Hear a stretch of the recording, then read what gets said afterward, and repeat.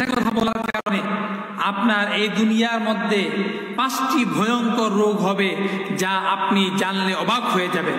5টা ভয়ঙ্কর রোগ হবে এই দুনিয়ার মধ্যে যদি আপনি মিথ্যা কথা বলেন। 5টা রোগ হবে। অনেকেই এই বিষয়টা জানি না। আমরা কথায় কথায় মিথ্যা বলি, দুষ্টামি করে মিথ্যা বলি, মানুষকে হাসার জন্য মিথ্যা বলি, কাঁদার জন্য মিথ্যা বলি। আমাদেরকে অবশ্যই মিথ্যা থেকে বিরত থাকতে হবে। 1 নম্বরে, যে ব্যক্তি কথায় কথায় মিথ্যা বলে সে ব্যক্তি মুনাফিক। মুনাফিকের আলামত 3টি। 1 নাম্বার হচ্ছে কথায় কথায় মিথ্যা বলা, ওয়াদা করলে ভঙ্গ করা, আমানতের জিনিস খেয়ানত করা। যে ব্যক্তি মিথ্যা কথা বলবে তার জন্য 1 নাম্বার হচ্ছে চেহারার সৌন্দর্য, চেহারার লাবণ্যতা দূর হয়ে যাবে। চেহারার যে লাবণ্যতা রয়েছে এটা চলে যাবে, নষ্ট হয়ে যাবে। আজকে অনেক সময় দেখা যায় অনেক মানুষ নামাজ পড়ে কিন্তু মিথ্যা কথা বলে, নামাজ পড়ে সুদও খায়, নামাজ পড়ে হারাম খায়।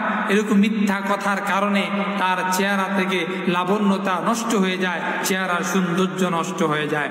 2 নম্বরে, যে ব্যক্তি মিথ্যা কথা বলবে, কথায় কথায় মিথ্যা বলবে, তার 2 নাম্বার জিনিস যেই ক্ষতি হবে, ভয়ঙ্কর রোগ হবে, তার অন্তর মরে যাবে।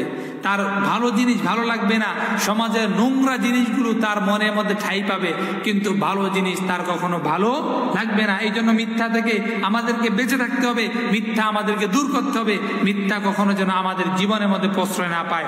3 নম্বরে, যদি মিথ্যা কথা বলেন তাহলে দুশ্চিন্তা বৃদ্ধি পাবে, দুশ্চিন্তা বৃদ্ধি পাবে, হার্ট অ্যাটাক এবং ব্রেন স্ট্রোক করার সম্ভাবনা থাকবে।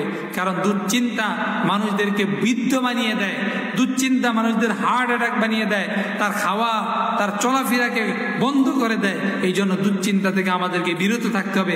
কারণ আপনি একটা মিথ্যাকে ঢাকার জন্য কয়েকটা মিথ্যা কথা বলতে হয়, আর একটা মিথ্যা যদি স্লিপ অফ টান হয়ে যায় তাহলে আপনি ধরা খেয়ে যাবেন, আপনার জীবনের মধ্যে দুশ্চিন্তা নেমে আসবে।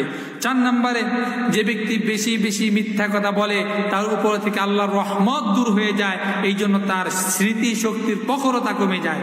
এই জন্য দেখবেন যারা আলেম রয়েছে তারা বেশি বেশি কোরআন তেলাওয়াত করার কারণে, মিথ্যা থেকে দূরে থাকার কারণে বয়স যত বৃদ্ধি পায় আমলের স্পিরিট আরো বৃদ্ধি পায়, জ্ঞানের গবেষণা আরো বৃদ্ধি পায়। এই জন্য আমাদেরকে বেশি বেশি করে মিথ্যা পরিহার করে কোরআন হাদিস অধ্যয়ন করতে হবে, তাহলে স্মৃতি শক্তির প্রখরতা বৃদ্ধি পাবে। 5 নম্বরে, এই দুনিয়ার মধ্যে আপনি মানুষের কাছে যখন হেল্প চাইবেন, মানুষের কাছে যখন কোনো কিছু সাহায্য কামনা করবেন, কোনো মানুষ আপনাকে সাহায্য করতে পারবে না। ওই ছোটবেলায় একটা গল্প পড়েছিলাম, ক্লাস 5-এ মনে হয়, যতটুকু সম্ভব হয়, যে রাখাল প্রতিদিন মিথ্যা কথা বলে, বাঘ আসে বাঘ আসে বাঘ আসে। এলাকার মানুষ প্রথম দিন আসলো, দেখে বালক হাসতেছে, মিথ্যা কথা বললো। দ্বিতীয় দিন আবার এলাকার মানুষ যখন আসলো, বালক হাসতেছে, বলে আমি দুষ্টামি করেছি। তৃতীয়বার সত্যিকার অর্থেই বাঘ এসেছে, কিন্তু সে যতই চিৎকার দিয়েছে কেউ তার ডাকে সাড়া দেয় না।